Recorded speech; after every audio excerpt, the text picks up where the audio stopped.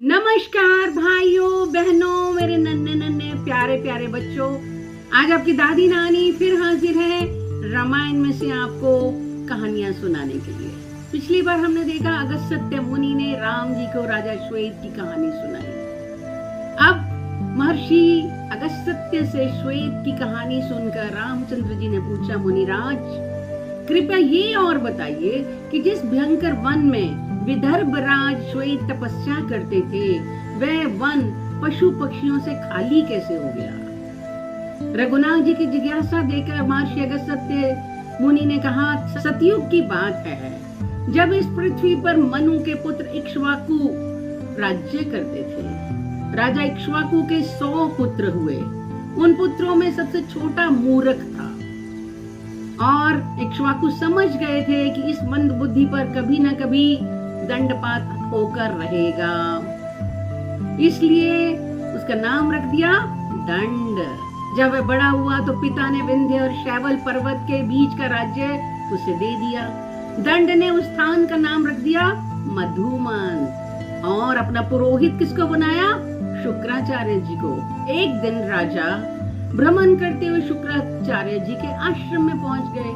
वहां पर शुक्राचार्य जी की कन्या बहुत सुंदर लगी और उस पर मोहित हो गए। वे काम पीड़ित होकर उसके साथ बलात्कार करने लगे। जब शुक्राचार्य जी ने अर्जा की हालत देखी तो उन्होंने शाप दिया कि दंड 7 दिन के अंदर अपने पुत्र सेना सहित नष्ट होता सबको देखेगा। इंद्र ऐसी भयंकर धूल की वर्षा करेंगे कि जिससे तेरा संपूर्ण राज्य ही नहीं, यहाँ तक कि पशु पक्षी भी नष्ट हो जाएंगे। फिर अपनी कन्या से उन्होंने कहा, तू इसी आश्रम में इस सरोवर के निकट रहकर ईश्वर की आराधना कर और पाप का प्रायश्चित कर। जो जीव इस अवधि में तेरे पास आएगा उस पर धूल भरी आंधी का कोई असर नहीं होगा। शुक्राचार्य जी के शाप के कारण दंड, उसका राज्य, पशु पक्षी सब नष्ट हो गए। तभी से इस भूभाग का नाम पड़ा दंडकारण्य। अब मैं आपको एक और कहानी सुनाती हूँ, वृत्रासुर की। एक दिन श्री राम ने भरत और लक्ष्मण जी को अपने पास बुलाकर कहा, भाइयों मेरा राजसूय यज्ञ करने का बहुत मन है, जो राजधर्म की चरम सीमा है। इस यज्ञ से सब पाप नष्ट हो जाते हैं, अक्षय फल की प्राप्ति होती है। अब तुम विचार कर बताओ कि क्या ये यज्ञ करना अच्छा रहेगा? बड़े भाई के ये वचन सुनकर धर्मात्मा भरत बोले, महाराज इस पृथ्वी पर सर्वोत्तम धर्म यश और स्वयं आप ही हैं। आप पिता तुल्य माने जाते हैं, पूरी धरती की रक्षा करने वाले हैं। क्या हम ऐसा यज्ञ करना चाहेंगे जिससे पृथ्वी के सब राजवंश और वीरों को संहार होने की आशंका हो? भरत के ये धर्म संगत वचन सुनकर राम जी बहुत खुश हुए। भरत तुमने बहुत अच्छा परामर्श दिया, हम पृथ्वी की रक्षा करने वाले हैं। मैंने तुम्हारा ये उत्तम कथन स्वीकार किया और अब हम राजसूय यज्ञ नहीं करेंगे। उसी समय लक्ष्मण जी बोले, हे रघुनंदन, सब पापों को नष्ट करने वाला तो अश्वमेध यज्ञ है। यदि आप यज्ञ करना ही चाहते हैं तो अश्वमेध यज्ञ कीजिए। देवराज इंद्र के बारे में कहानी प्रसिद्ध है। इंद्र को जब ब्रह्म हत्या का पाप लग गया था तो उन्होंने अश्वमेध यज्ञ करके उससे मुक्ति हासिल की। श्री राम द्वारा पूरी कथा पूछने पर लक्ष्मण जी बोले, प्राचीन काल में वृत्रासुर नाम का असुर पृथ्वी पर बहुत धार्मिक तरीके से राज्य करता था। एक बार वे अपने बड़े पुत्र मधुरेश्वर को अपना राज्य सौंप कर चला गया तपस्या करने। उन्होंने इतनी तपस्या की कि इंद्र को लगा उनका सिंहासन डोल जाएगा।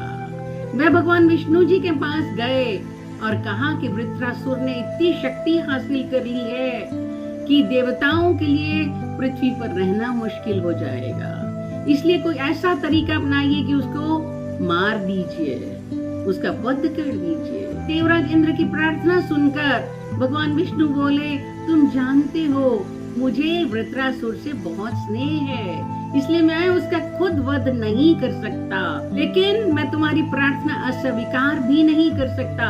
इसलिए मैं अपने तेज को 3 भागों में बांट दूंगा। एक भाग तुम्हें मिल जाएगा, एक तुम्हारे वज्र को मिल जाएगा और एक भाग पृथ्वी को मिलेगा, ताकि जब तुम वृत्रासुर की हत्या करो तो पृथ्वी उसके भार को सहन भी कर सके। भगवान से ये वरदान पाकर इंद्र वृत्रासुर को मारने के लिए उस वन में गया। अवसर पाकर इंद्र ने वृत्रासुर के मस्तक पर चोट की और उसको मार दिया। अब उसे समझ आया कि उसने एक निरपराध की हत्या कर दी है और वह अलोप होकर किसी जंगल में प्रायश्चित के लिए चला गया। जब देवताओं को लगा कि इंद्र नहीं है तो वो विष्णु जी के पास गए कि उसको ब्रह्म हत्या का पाप लगा है, कृपया करके उसे इससे मुक्त कीजिए। उनकी बात सुनकर विष्णु जी ने कहा, यदि इंद्र अश्वमेध यज्ञ करके मुझ यज्ञ पुरुष की आराधना करेंगे तो वह निष्पाप होकर देवेंद्र का पद प्राप्त करेंगे। इंद्र ने ऐसा ही किया और अश्वमेध यज्ञ करके ब्रह्म हत्या के पाप से मुक्ति प्राप्त कर ली। अब मैं आपको एक कहानी और सुनाती हूँ। अब ये विचार तो त्याग दिया राम जी ने कि राजसूय यज्ञ करना है। जब लक्ष्मण जी ने अश्वमेध यज्ञ करने का आग्रह किया तो श्री रामचंद्र जी प्रसन्न होकर बोले, हे सौम्य, इस विषय में मैं तुम्हें राजा इल की कथा सुनाता हूँ। प्रजापति कर्दम के पुत्र इल वालीक देश के राजा थे। एक दिन वे शिकार खेलते हुए उस स्थान पर जा पहुंचे जहाँ स्वामी कार्तिकेय जी का जन्म हुआ था। भगवान शंकर अपने सेवकों के साथ पार्वती का मनोरंजन करते थे। उस प्रदेश में शिव की माया से सभी प्राणी स्त्री वर्ग के हो गए। नर, पशु, पक्षी भी कोई दिखाई नहीं देता था। राजा इल ने सभी सैनिकों सहित स्वयं को जब स्त्री रूप में परिवर्तित होते देखा, वे डर गए और शंकर जी से प्रार्थना करने लगे कि उन्हें वापस पुरुष बना दिया जाए। जब भगवान शंकर ने उनकी प्रार्थना स्वीकार नहीं की तो व्याकुल होकर गिड़गिड़ाकर उमा से प्रार्थना की। इससे प्रसन्न होकर उमा ने कहा, मैं भगवान शंकर की केवल अर्धांगिनी हूँ, इसलिए मैं तुम्हें जीवन में केवल आधे काल के लिए पुरुष बना सकती हूँ। बोलो, तुम शुरू के दिनों में बनना चाहोगे या अपने अंत के दिनों में पुरुष बनना चाहोगे? इल ने बहुत सोचा, फिर सोचा, देवी ऐसा कर दीजिए कि मैं 1 महीने तक तो पुरुष रहूं और 1 महीने तक स्त्री रहूं।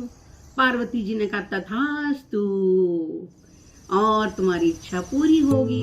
इस वरदान के फलस्वरूप प्रथम मास में मैं त्रिभुवन सुंदरी नारी बन गए और उनका नाम इल से बना इला।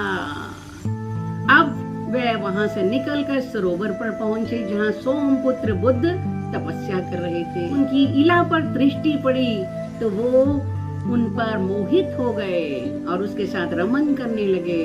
उन्होंने राजा के साथ आए स्त्री रूपी सैनिकों का वृतांत सुनकर किन्नरी होकर पर्वत के किनारे रहने का आदेश दे दिया। उन्होंने आग्रह करके इल को 1 वर्ष के लिए वहीं रोक लिया। 1 महीने के पश्चात इला से वह इल बन गए, दोबारा पुरुष बन गए।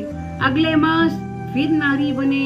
इस तरह से ये क्रम चलता रहा और 9वें महीने में ही पुरूरवा को जन्म दिया इला ने। उनके इस रूप परिवर्तन से मुक्ति दिलाने के लिए बुद्ध ने महात्माओं से विचार विमर्श किया।